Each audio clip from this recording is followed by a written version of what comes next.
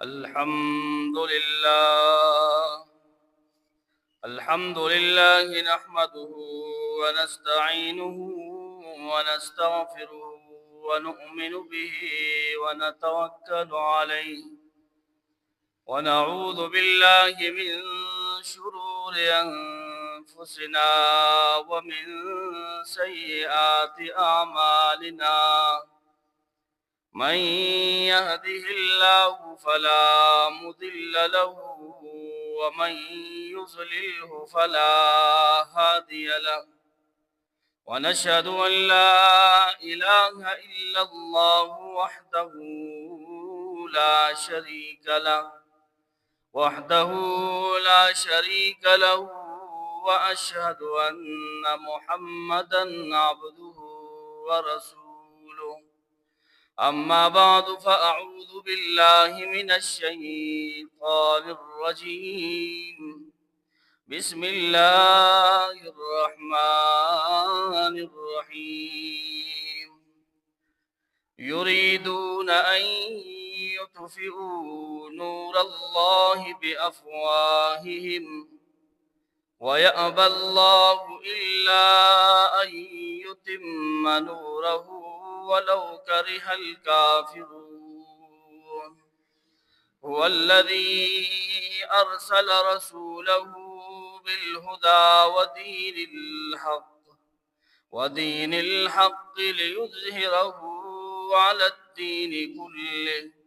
ولو كره المشركون سبحانك لا علم لنا إلا ما علمتنا إنك أنت العليم الحكيم لما أريدنكم مشرانو كشرانو ننزو منغا کم موضوع چی دا اغدا دا چی اللہ پاک وعدہ کردی دا چی دا دین اسلام دا با پورا پا دنیا کے غالب کی او منگا کہو گورو چی نبی علیہ السلام چی کم معاشری ترہ لے گلے شیو کم ماحول ترہ لے گلے شیو او کم اعلان والا ورکڑیو نو آغا ماحول او آغا اعلان اغیو بلکی موافقت نو دیو او دی اغی وجہ داوا چی اغا کم مشرکینو مکی والا خلقو نغو بشرکو او پیغام چی کمون اغا دی توحیدو نو دوارا یو بل زدو مخالفو او بدی اہل مکو کی دا شرک شروع شوی سنگو دا دی پا بارکی روایتو کی دارا چی کل چیم اللہ پاک چالا ہدایت ور گئی ہدایت عام گئی نو آغیل پارم یو کس سبب جوڑ شی دی آغا کس دی سبب دی وجنا آغا ہدایت چی دی آغا پیلاو شی او کل چیم گمراہی پیلاوی گی نو آغیل پارم یو بدبخت کس چی دی آغا منتخب شی او آغا دا دی گمراہی دا سبب جوڑ شی نو دا شرک پدو کی چی شروع کڑیو نو اغل نمو عمر بن لحی الخزاعی دا یو کسو چی دے بیمار شو نو دے لار شام تا او شام تا چی لار نو التاو قتل چی خلق شرک مبتلا دی بوتانو تا سجدی کئی نو دا چاہوئی چی تلار شا فلان کی بوتا التا سجداو کا طالبا شفا ملاوشی دے چی لار او سجدہ اکلا نو بس قدرتی کارو تا شفا ملاوشوا نو دا خلکو ته وی چې تاسو سره ډېر خوشي زونه دي دا مال نه راکوي چې ځان سره وېسم نو هغه ورته ویل نه طالب مشابر کې غدري را ځان سره وېسه بوتان دي نو دا غراړل او په بیت الله کې هغه ولګو او هغه نرستو چې دی هغه د شرک شروع شو هغه ته سجده شروع شو یا بل روایت کې راځي چې شیطان د دغه طرغه د جن والے چې کوم شیطانو هغه د دغه طرغه او د دوی چې کله د نوح علی السلام په وخت چې کوم سیلاب راغلو او کوم پنځه کسان چې غرق شو اکم مجسمی هغه ماته ملاوي دي ود سوا یغوس یوق نصر او دا ماته ملاوي دي راځه هغه او باسو نو شیطان لګي دی بوته او جدیتا الته خدای وکړه او هغه 15 مجسمه بوتان هغه راوغست هغه راړل بیا په بیت الله کې کېخلل نو ابتدا د وکړه او هغه نه بعد بیا خریده تر دې پوری چې 365 بوتان چې هغه په خراب کعبه کې پوښتل او بیا هر یو قبيله والو او هر علاقې والو ځاله جدا جدا بوتونی سو طائف ول یو وسو جدي والا بل وسو ریاض والا ځان بل یو بوتونی سو بیا د علاقو بوتان سل نو په داسې ماحول کې چې هر طرف ته شرک الله پاک نبی علیہ السلام راولېګو او ورته وی چې لاړ شه ته اعلان وکا او اعلان هغه سوکا توحید اعلان ورته وکا نبی علیہ السلام راغې او د دې ټول بوتانو په منځ کې چې هر طرف ته بوتان دي شرکونه دي او دا اعلان کوي یا ایها الناس قولوا لا اله الا الله تفلحوا اے د مکو خلقو اے اهل مکہ اے مشرکینو ما سره دا کلمه وای چې لا اله الا الله چې الله نه علاوه بل څوک معبود نشته تاسو چې کوم دا بوتان جوړ کړی دي دا تاسو لا هیڅ نفع نقصان نشرا کولې تو په هغه ماحول کې نبی علیہ السلام دا اعلان وکړو چې لا اله الا الله وای تفلحون تاسو به کامیاب شئ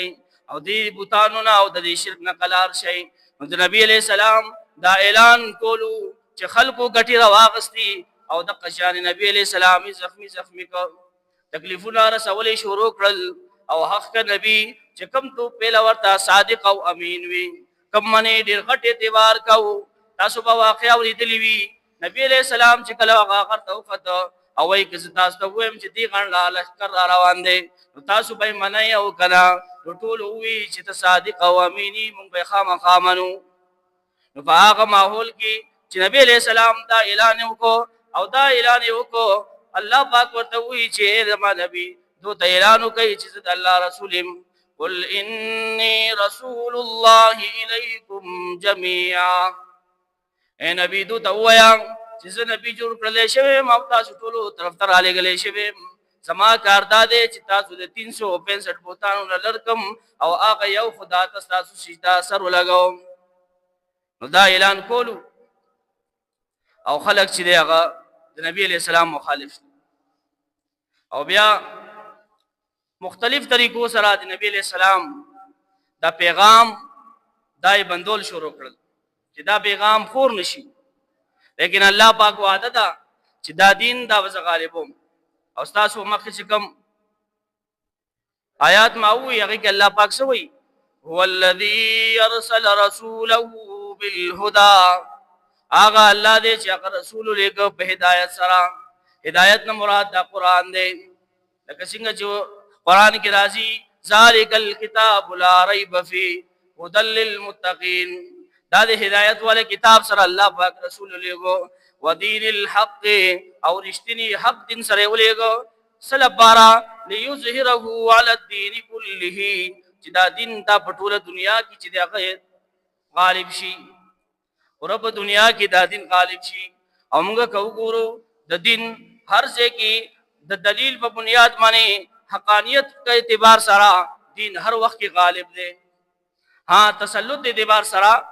کله کته او کله برا هغه په راغل دی حالات لکه نبی علیہ السلام په وخت کې دین حکومت کې غالب وو حکومت ور سره او نن سبا دا سې چې حکومت کې نشتی لیکن د دلیل په اعتبار سره اوسم دین غالب دی چې د دې په مقابله کې یو دین نشرات لري او دا سی وخت براشي چې الله پاک به دین دوباره غالب کړي لکه عیسی علیہ السلام برازي او بیا په جهاد کې هغه نه بعد به دغه دین وي دغه قران باندې فیصله کیږي او پوره په دنیا کې به دغه دین غالب وي الله پاک دا وعده کړدا چې دا دین دا بس غالبو او دا کفار د دوی کوم کوشش دی هغه هم بیان کړ دی یریدون ان یطفئوا نور الله بافواههم دا خلق مشرکان اراده کوي چې د الله پاک هغه نور چې دی هغه خپل پخلی سره هغه مړ کی د خلو هغه فکر سره چې دوی چې د دین مون ختم کو لیکن دا شنی کیږي الله پاک وی ويأب الله پاک د دې خبره انکار کوي چې دا دین په میټاوی کینا دا به پوره په دنیا کې چې دا خوريږي الا ان يتم نوره مگر دا الله اراده دا چې دا دین د دې دا نور پر دنیا کې خور شي ولو کرہ الکافرون اگر چې کافر چې دی هغه دا بد غړي لیکن بیا هم دا دین دا په پوره دنیا کې دا بغالبيږي او دا دین دا بغالبيږي حضرت ابو ذر غفاری رضی الله تعالی عنہ مبارک واقع راځي چې کله نبی علیہ السلام خپل دعوت شروع کو نو ابو ذر غفاری رضی الله تعالی عنہ هغه وخت اسلام نو راوړي خپل روري ولېګو حضرت انیس چې تلاړ شه مکی کې وګورا چې دا څنګه حساب دی دا چې کوم نبی راغله دعوت ورکړي او دا وایي چې نبی متلاړ شه هغه حال احوال ما تراوړه چې دا څنګه حساب دی نو رور راغی او په حرم کې راسته یو سورج تیرې کړی او بیا لاړ حضرت ابو ذر غفاری رضی الله تعالی عنہ ته وایي چې هغه نبی راغله هغه د موس حکم کوي د زکات حکم کوي او د قشانه د خو خبرو چې دین هغه حکم کوي نو ابو ذر غفاری رضی الله تعالی عنہ وینا عزت ته مطمئن نکړم ما چې کوم خبره وخته هغه خبره دارانړله ابو ذر غفاری رضی الله تعالی عنہ خپل راغی حرم تراغه اوس ناس ته چانه تاسو هم نشي کوله ځکه چې نبی علیہ السلام ابتدایي وخت او هر طرف نه چې سختیان دي ظلم دي نو په حرم کې ناس ته یو ورځ چې څوک راشي اعظم موقع وګورم چې نبی علیہ السلام سره ملاقات وکم نو ناس ته ماقام شو یو خسته ځوان راغی چې حضرت علی رضی الله تعالی عنہ نوم یې هغه وخت چې رامل مر اغله دی او سزه ورته ملاو نشو نو دې ځان سره کا کور ته بوته هغه مل مستیا ورته وکړه بیا چې سار شنو دی بیا راغی بیا حرم کې ناس ته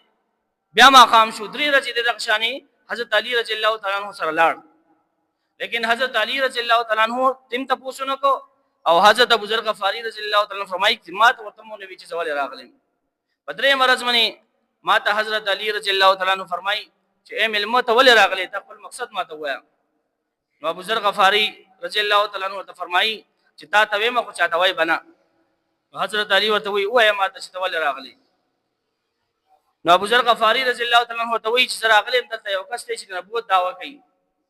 او دعوت ورکی چې چې هغه سره ملاقات وکم نو حضرت علی رضی الله تعالی عنہ ته فرمایي ته بالکل صحیح ځای ته راغلی او ته دا چلو کی چې دلته اوس موږ تکلیفونه دي موږ ته اجازه نشتی هر طرف نه سختیان دي پابندیان دي لہذا تب سواینا او زب سوا سار وزم ته ما پسې راځي چې چرته زم ما پسې راځي او کماو کته چې ما ته خطر ده نو زب یو دیوال وخت کې نم لکه څنګه چې سړی بوټانو تسمې سمې یا میچاوس تګینی نو ته ډایرکټ به بدلال منی وځي ابتدایي وخت او سختی ده نو حضرت ابو ذر غفاری رضی الله تعالی فرمایي چې ما د قشان چلو کو حضرت علی پسې روانم لیکن بالکل جدا پته نه لګی چې دا یو ځای دي او حضرت علی رضی الله تعالی عنہ یو کوړه دنه شو زلاړما د نګورم چې نبی علیہ السلام د صحابه په میس کې ناشته لکه څنګه چې شپې سپوږمۍ د ستورو په میس کې او زلاړم سره کې ناستم او نبی علیہ السلام سره کې ناستم نبی علیہ السلام ما ته دعوت راکو ما دا دعوت قبول کو کلمه می ویلا او مسلمان شوم بیا ما نبی علیہ السلام ته وی چې ما خو کلمه ویلا لیکن زما زړه دا غواړي چې دار شم بار د قریش په مخ کې د اعلان وکما نبی علیہ السلام ورته وی چې نه حالات لسم ندي تمزا ابو ذر غفاری رضی الله تعالی عنہ یا رسول الله زما زړه غواړي چې زلاړ شم اعلان وکم نبی علیہ السلام ورته زلاړ شم اعلان وکم چې ابو ذر غفاری رضی الله تعالی او د قریش خلکو ته وی اے د قریش خلکو ما نبی علیہ السلام من ایمان راوړ او زه مسلمان شوم هغه ټول خلک پر اچا پر رسول الله دومره یو چې حضرت عباس رضی الله تعالی عنہ راغه او د خلکو ته وی چې تاسو دې پیژنې دا څوک دی هغه نه پیژنې دا د غفاری قبیله او کس دی تاسو چې شام ته ځئ نو د په لار باندې ځئ د قبیله ولونی سره نو پریتی دی نوی هغه نه آزاد کو د بیا راغه نبی علیہ السلام خاطه بل رسم بیا نبی علیہ السلام ته وی چې بیا غواړم چې اعلان وکم د حق اعلان وکم نبی علیہ السلام ورته بیا وی چې مزه دی وی نه رسول الله زما سره دا غواړي چې د اعلان خپتي زمانه وکم نبی علیہ السلام ورته لاړ شه د بیا لاړ او اعلان وکاو اخ خلک بیا راځه مشل بیا وو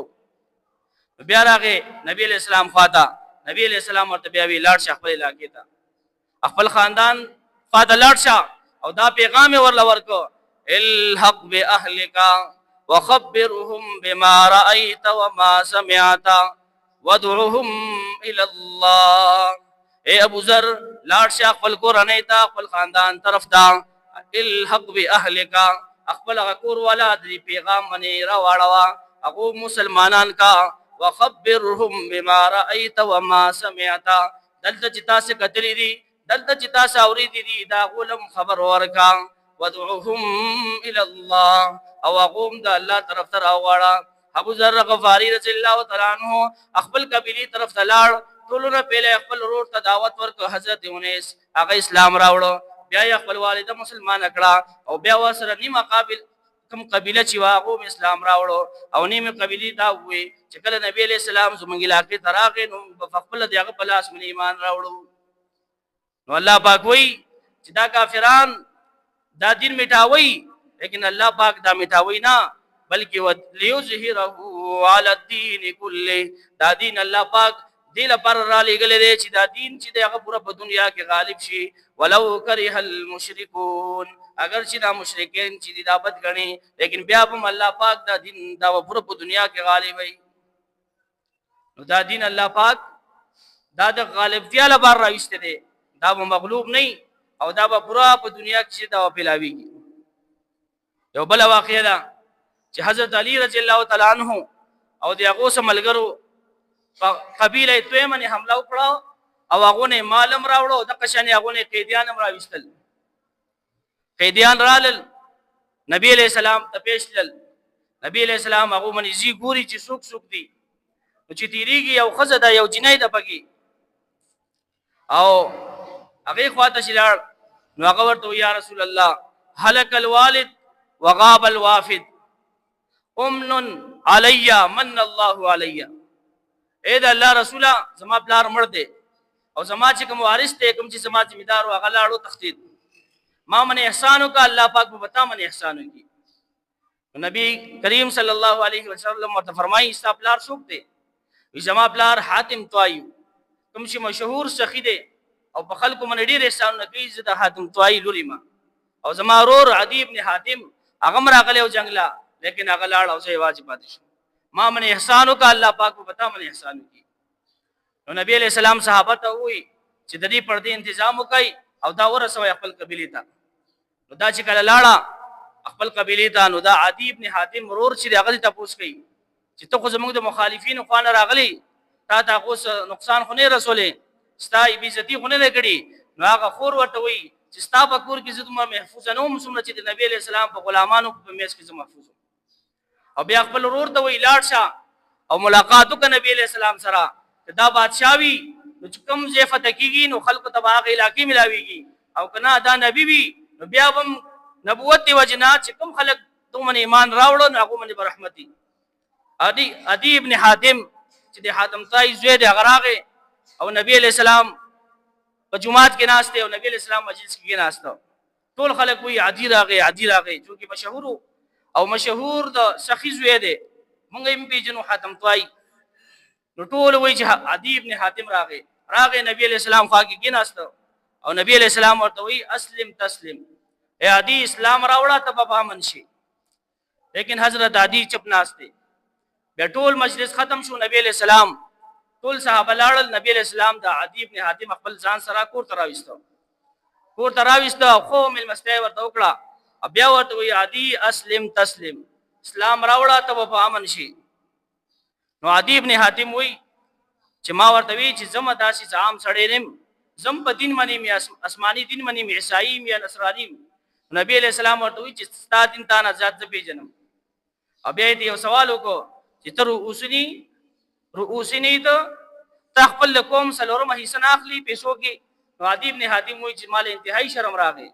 اما وی چې زه اخلم نو ما ته وی چې ستا په دین کې د تعالی پر حرام نه دي چې ته اخلي نو عدی ابن حاتم غلی شو بیا وته نبی علیہ السلام وی اسلم تسلیم عدی ابن حاتم اسلام راوړه ته په امن شي او بیا نبی علیہ السلام ورته وی عدی ما ته لګي ته ځکه ایمان نه راوړي چې مونږ کمزوري یو یا ته ځکه ایمان نه راوړي چې مونږ سره پیسې نشتی لیکن زما دا خبره واوړه یو وخت به داسې راشي چې هیرا یو لری زی دی التنه به یو خزر راځي طواف لپاره